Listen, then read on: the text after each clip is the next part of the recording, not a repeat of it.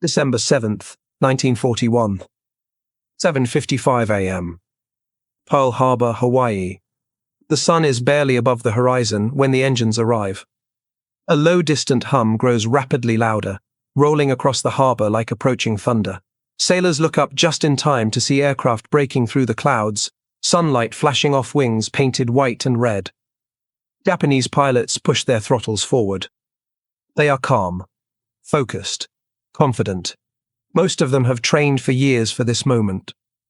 As bombs fall and torpedoes cut through the water, the pilots do not hesitate. Their movements are precise, their timing perfect. Each attack run feels rehearsed, almost ceremonial. You can almost feel the discipline in the cockpit. These men are the product of one of the most demanding pilot training systems in the world. Selection was ruthless, attrition was expected, only the best survived, and those who did were molded into elite aviators capable of extraordinary skill in the air. At Pearl Harbor, that skill is devastating. American aircraft burn on the ground. Battleships are crippled. The attack unfolds with terrifying efficiency. From Tokyo to the flight decks, Japanese commanders believe they have proven something fundamental. Quality beats quantity. The sky belongs to the elite. Across the Pacific, shock ripples through the United States. The attack is catastrophic, but it triggers something deeper than anger. It triggers mobilization. Not just of factories and ships, but of people. Within days, American airfields are flooded with recruits. Young men from farms, cities, colleges, and factories line up to fly. Many have never been near an aircraft. Some have never left their home state. They will not train for years. They will train for war. And that difference will decide the sky. In Japan, pilot training is built around mastery. Students spend years learning formation flying, gunnery, navigation, and aerobatics. Instructors demand perfection. Mistakes are punished. Washouts are common. The result is brilliance. But brilliance is fragile. When war begins, Japan enters with an air arm filled with veterans of China and early Pacific victories. Men like Saburo Sakai and Hiroyoshi Nishizawa dominate the skies. Their experience and skill overwhelm early Allied opposition. American pilots die fast, too fast. But the Americans are watching closely. In the continental United States, flight schools expand at a pace that defies imagination. Training fields appear in deserts, plains, and swamps. Runways are poured overnight. Instructors are promoted as fast as they can teach. The goal is not perfection. It is replacement. American planners understand something the Japanese system does not prioritize. Wars consume people. Pilots are not just warriors, they are resources. And resources must be renewable. American training emphasizes fundamentals: formation discipline, basic gunnery, communication, survival. Pilots are taught what they need to fight effectively, not to achieve individual mastery. They are expected to learn the rest in combat. You can almost feel the contrast forming. In Japan, pilots are precious and irreplaceable. In America, pilots are part of a pipeline. As 1942 unfolds, the skies over the Pacific begin to tell a different story. Japanese pilots still dominate tactically. Dogfights often end in their favor. American losses remain high. But something strange is happening. The Americans keep coming back. Squadrons that should be shattered are reformed in weeks. New pilots arrive constantly. Aircraft losses are replaced faster than Japan can imagine. Japanese commanders notice the change. They shoot down American planes in growing numbers, yet air opposition never thins. In fact, it increases. The sky grows crowded, and crowded skies favor endurance over elegance. Japanese training cannot scale fast enough. Years of preparation cannot be compressed without sacrificing quality. Veteran instructors are kept at the front because they are needed there, leaving fewer to train replacements. Every loss matters. Every pilot killed is experience that cannot be rebuilt. Meanwhile, American training accelerates. Procedures are standardized, aircraft are simplified, maintenance crews are trained alongside pilots. Everything is designed for speed and continuity. The American system does not seek aces. It seeks saturation. By late 1942, Japanese pilots begin to face opponents who are not better individually, but who fight differently. They fly in disciplined formations. They cover each other. They retreat when damaged and return the next day. They do not seek glory. They seek survival. And survival keeps them in the fight. The Japanese belief that elite training alone could secure air superiority begins to crack. Skill still matters. Experience still counts. But experience is bleeding away. And across the Pacific, a quiet truth is forming. Japan trained pilots to be exceptional. America trained pilots to fight a long war. Only one of those philosophies can survive what is coming. Early 1942. Over the Coral Sea. The air is alive with motion. Japanese fighters slice through cloud layers with effortless grace. Their pilots move with confidence earned through years of training. Every maneuver is smooth, every turn precise. They attack with instinct, not hesitation. Across the sky, American pilots struggle to keep formation. Some are new, too new. They overcorrect. They lose altitude. They make mistakes Japanese pilots rarely do. And they pay for them. You can almost feel how lopsided the fight still is. Japanese aces dominate early engagements. They exploit superior maneuverability and experience. They pick their targets carefully. One burst, one kill, then they climb away. But something unexpected keeps happening. The Americans do not vanish. For every squadron mauled, another arrives. For every pilot lost, two more appear. They are not better. They are simply present. Again and again. Japanese commanders notice it first in their reports. Kill claims rise sharply. Enemy aircraft destroyed in large numbers. Victories pile up. Yet control of the sky does not follow. Instead, resistance grows thicker. Japanese pilots begin flying more missions per week. Fatigue sets in. Aircraft wear accumulates. Replacement parts arrive slowly. Pilots are expected to fight continuously because there is no one to replace them. In the Japanese system, experience is sacred, which means it cannot be spent. But war spends it anyway. Veteran pilots are pushed harder because they are the best. They fly longer sorties. They escort bombers. They hunt enemy fighters. They train replacements on the side when time allows. That time is disappearing. American pilots, meanwhile, rotate. They are pulled back for rest. They are reassigned. Some are sent home as instructors after combat tours. Their experience does not die in the sky. It multiplies. Training syllabi evolve almost monthly. Lessons learned in combat are fed directly back into flight schools. New pilots arrive already aware of Japanese tactics, already trained to counter them. The Americans are not chasing perfection. They are chasing adaptation. Japanese training struggles to do the same. Their pre-war system was designed for peace and prestige, not attrition.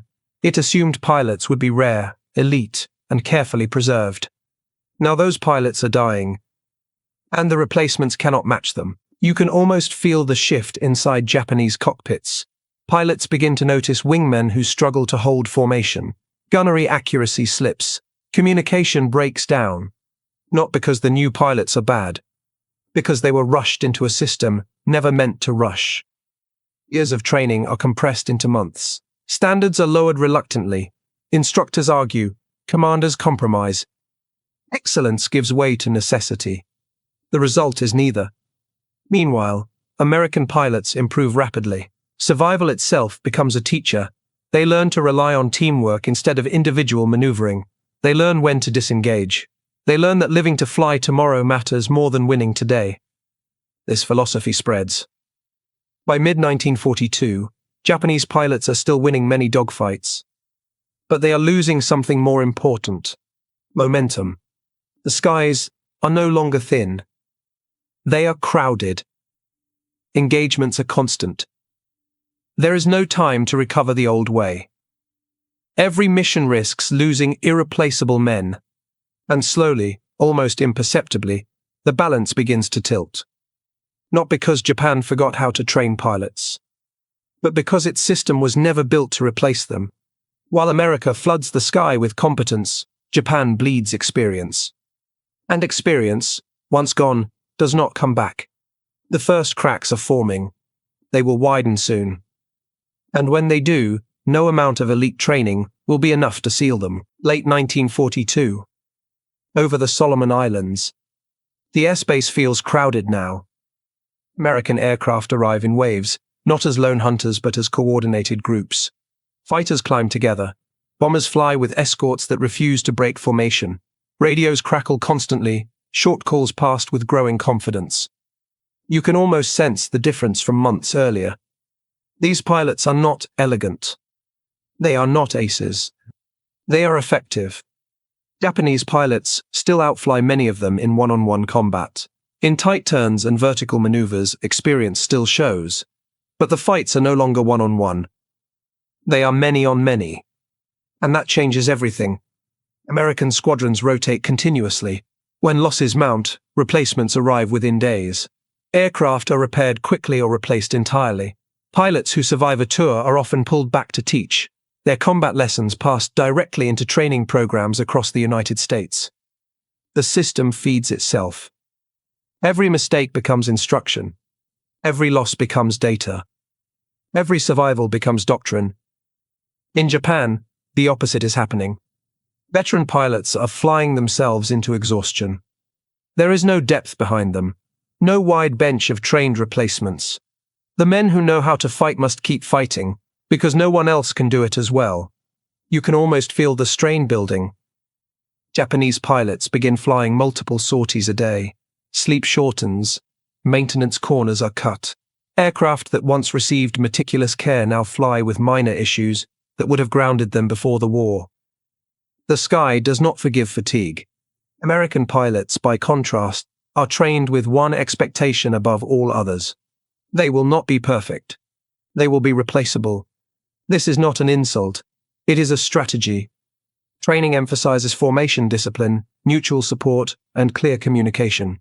Individual brilliance is discouraged if it risks the group. Pilots are taught to break off attacks, to disengage when damaged, to bring themselves and their aircraft home whenever possible. Living pilots matter more than victories. That lesson becomes painfully clear during extended campaigns. American losses are heavy, but they are absorbed. Japanese losses are fewer, but they are catastrophic. A Japanese ace shot down is not just a pilot lost. It is years of experience erased. As 1943 approaches, Japanese units begin receiving replacements who lack the polish of earlier classes. They are brave, they are motivated, but they have not spent years mastering aerial combat. They have spent months preparing for survival. And survival in combat airspace is not enough. American pilots notice the change first. Enemy formations are looser, attacks are less coordinated, wingmen fall behind, communication falters under pressure. The sky tells the story before intelligence reports do. Japan's air arm is thinning not in numbers alone, but in quality. And still, the Americans keep coming. Training pipelines expand again. New aircraft types arrive with better performance and heavier armament. Tactics evolve to exploit teamwork rather than individual skill. Radar improves. Ground control becomes sharper. The Americans are building an ecosystem of air power. Japan is trying to preserve an elite. Only one approach scales. By the time large air battles erupt in 1943, the outcome is no longer determined by who flies better. It is determined by who can keep flying. And that answer is becoming impossible to ignore. The sky is no longer a proving ground for excellence. It is a battlefield of endurance. And endurance favors the side that planned for loss, not the side that feared it. The flood has begun. What was once a duel of masters is turning into a contest of systems. And systems, not individuals, decide wars. Mid-1943. Over the Central Pacific. The air battle begins before either side sees the other. Radar contacts appear on American screens. Controllers issue calm instructions: altitude, bearing, speed. Fighters turn together, climbing in disciplined arcs. Inside Japanese cockpits, the warning comes later. By the time American aircraft are visible, they are already in position. You can almost feel how different the sky has become. This is no longer a contest of reflexes alone, it is a contest of preparation. Japanese pilots still fight with courage and skill. In close combat, veterans can still outmaneuver many American pilots, But there are fewer veterans now, far fewer. The formations tell the story. Where once Japanese units flew tight and confident, now gaps appear. Wingmen drift out of position. Attacks lack the old coordination. Pilots hesitate, not from fear, but from inexperience. And hesitation in the air is fatal. American pilots sense it immediately. They do not chase individual kills. They stay together. They focus fire. They break off when damaged and return with their formation. This discipline is not accidental. It is trained. American pilot training has reached maturity. The system now produces aircrews who may not be brilliant individually, but who function seamlessly as part of a larger machine. Gunnery is adequate. Navigation is reliable. Communication is constant. Most importantly, pilots are taught how to survive. Japanese training can no longer offer the same depth. Fuel shortages limit flight hours. Aircraft shortages restrict practice. Instructors are pulled to the front because they are needed there. The pipeline narrows at the worst possible moment. New Japanese pilots arrive at combat units with minimal flight time. They are brave, they are loyal, but they are not ready for the skies they are entering. The Americans know this without reading a single report. They see it in the way enemy aircraft approach head-on without coordination. They see it in missed firing passes. They see it when Japanese pilots fail to disengage and are lost unnecessarily. Experience is bleeding out of the system, and there is no way to replace it.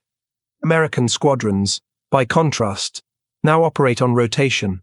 Pilots fly combat tours, then return home. Their knowledge becomes instruction. Their mistakes become lessons for thousands who follow. Loss still hurts, but it does not cripple. You can almost feel the psychological shift taking place. Japanese pilots begin to understand that even perfect performance may not be enough anymore.